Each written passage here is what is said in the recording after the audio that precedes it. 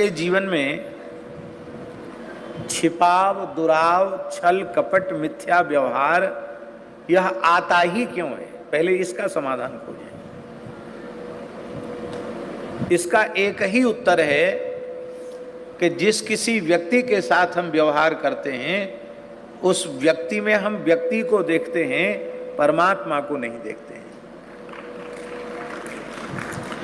यदि हम इस सिद्धांत को स्वीकार कर लें, सीय राममय सब जग जानी, जड़ चेतन जग जीव जत सकल राममय जान, बंदों तिनके पद कमल सदा जोर जुग पान।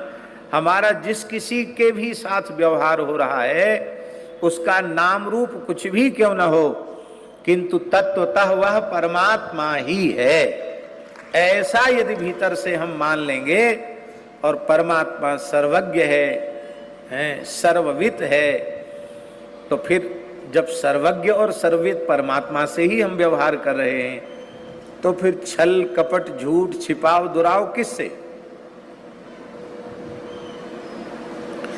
इसका मतलब है सरलता का साधन है सब में परमात्मा का दर्शन, और ये सर्वोच्च अवस्था है। ज्ञान की सर्वोच्च अवस्था यही है और भक्ति की भी सर्वोच्च अवस्था यही है। इसलिए ये प्राइमरी कक्षा वाली बात नहीं है, सर्वोच्च कक्षा वाली बात है।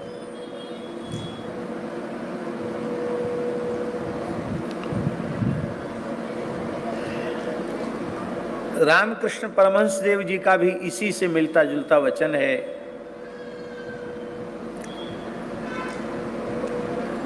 कि पूर्ण सरलता आने पर फिर पुनर्जन्म नहीं होता। पूर्ण सरलता आ जाए तो फिर पुनर्जन्म नहीं होता। वही बात है, अंतिम जन्म है या पुनर्जन्म नहीं होता। एक वृद्ध संत ने हमको कहा,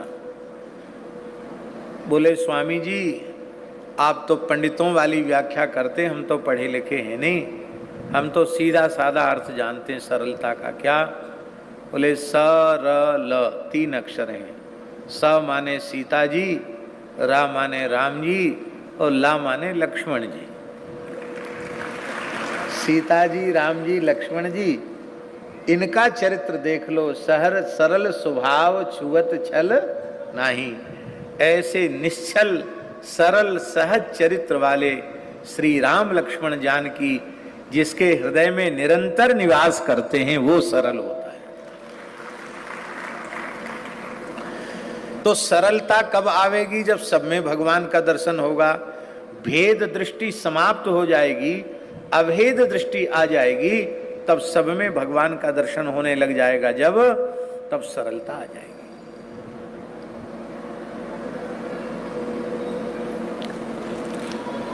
तो यहां तक हम पहुंचे कैसे?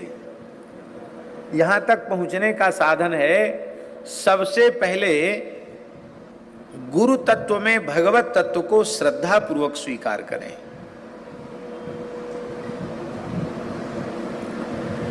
श्रद्धा पूर्वक यह स्वीकार करें कि परमात्मा अपनी प्राप्ति कराने के लिए कृपा करुणा पूर्वक सद्गुरु का आकार लेकर हमारे जीवन में आए हैं। स्वयं उपासक बनकर हमको उपासना के पथ पर चला रहे हैं।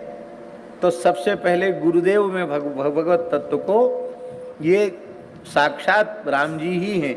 ये आते न वह परमेश जो गुरुदेव के आकार में, रहता अंधेरा ही अंधेरा मोह का संसार में, होते सभी रत भोग में अपना ही स्वार्थ साधते, है कौन निष्कामी बना देता लगा उपकार में।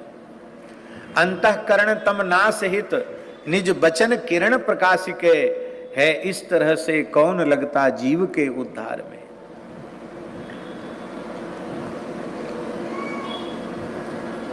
गुरुदेव के चरणार विंदों की शरण जब तक न ली, दिन जिंदगी के इस तरह कितने गए बेकार में। गुरु हैं दयालु दीन वत्सल राम संशय छोड़ दे, तेरा भला हो जाएगा तू रह पड़ा दरबार में। और वस्तुतः ये जो मलमूत्र का भांड पांच भौतिक देह है ये गुरु नहीं है। गुरु तत्व जो है वह ब्रह्म तत्व ही है, भगवत तत्व ही है। पर वह भगवत तत्व, आत्म तत्व, ब्रह्म तत्व इस देह को माध्यम बना करके हमको तत्व ज्ञान का उपदेश कर रहे हैं, उपासना बता रहे हैं, मंत्र का उपदेश कर रहे हैं। इसलिए इस देह का हम समादर करते हैं, क्योंकि इस देह के माध्यम से हमको संस्कार प्राप्त हो रहे हैं, शिक्षा दीक्षा प्राप्त हो रही है। इसलिए सिद्धांत की दृष्टि से गुरोह शरीरमपि गुरु और गुरोह आत्मापि गुरु। आत्मा तो गुरु है ही है, शरीर भी गुरु है। हम लोग शरीर का भी आदर करते हैं, क्योंकि वह आत्म चेतन इस दृष्टि के माध्यम से शिष्य की ओर देखता है, कान के माध्यम से उसकी जिज्ञासा को सुनता है, मुखारविंद के माध्यम से उसकी जिज्ञासा का शमन करता है। तो वो देह को माध्यम बनाया ना, तो इसलिए शिष्य का धर्म, बहुत ध्यान से सुने, शिष्य का धर्म क्या है? गुरोह कायम रक्षेत। शिष्यों का धर्म है वो गुरुजनों के शरीर की सुरक्षा का विचार हमेशा रखे।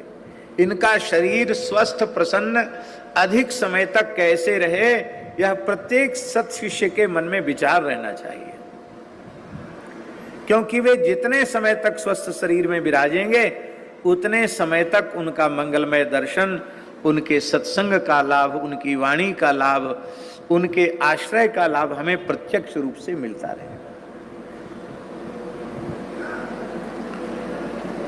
अब गुरुजी का धर्म क्या है? गुरुजी का धर्म है गुरोह धर्मः। गुरुजी का धर्म है शिष्य के संस्कारों की रक्षा करें। शिष्यस्य संस्कारान रक्षेत, उनके संस्कार की रक्षा करें। तिलक क्यों नहीं लगाया? तुलसी गले में क्यों नहीं है? मंत्राज का जप क्यों नहीं किया? तुम्हारा यह आचार वैष्णवता के विरुद्ध कैसे हो गया?